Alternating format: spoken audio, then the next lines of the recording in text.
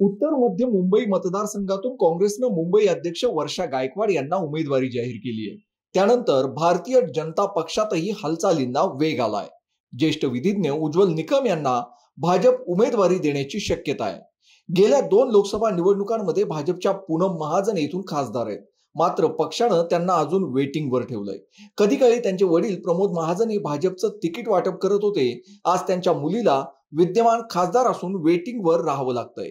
भाजप त्यांना तिसऱ्यांदा उमेदवारी देण्याची शक्यता मावळल्यात जमा असल्याचं सांगितलं जातंय। आता या जागेसाठी ज्येष्ठ सरकारी वकील उज्ज्वल निकम यांचं नाव पुढे आलंय। गेल्या काही दिवसात त्यांनी दिल्ली आणि मुंबईत भाजप नेत्यांच्या भेटीगाठीही घेतल्या। उज्ज्वल निकम हे मुंबई आणि महाराष्ट्राला परिचित असलेलं नाव आहे।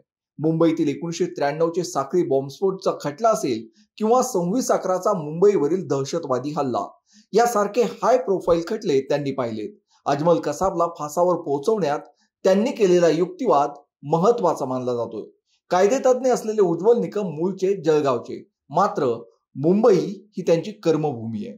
त्यांना उमेदवारी दिल्यास क्लीन इमेज असलेला उमेदवार दिल्याचा भाजपला प्रचारात फायदा होण्याची शक्यता आहे।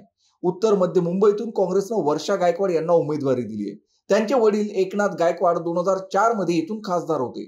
त्यानंतर 2009 मध्ये काँग्रेसच्या प्रिया दत्त येथून संसदेत गेल्या, मात्र 2014-2019 मध्ये भाजपच्या पूनम महाजनांनी या मतदारसंघात भाजपचा झेंडा फडकवला। यात तेव्हा युतीमधील शिवसेनेचा किती वाटा होता हे यंदा दिसून येणार आहे। महाविकास आघाडीतील शिवसेना ठाकरे गटाचे प्रमुख उद्धव ठाकरेंनी वर्षा गायकवाड यांना विजयी करणारच असा विश्वास व्यक्त केलाय।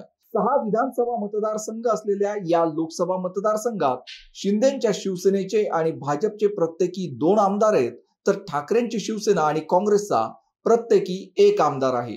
भाजपनं उज्ज्वल निकम यांना इथून उमेदवारी दिल्यास स्थानिक भाजप नेते त्यांना कसा प्रतिसाद देतात यावर बरंच काही अवलंबून राहणार आहे।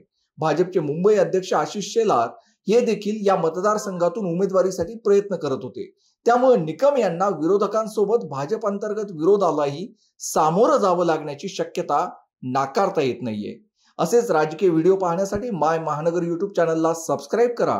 ताज्या बातम्यांसाठी माय महानगरच्या सोशल मीडिया अकाउंट्सला लाईक आणि फॉलो करायला विसरू नका। धन्यवाद।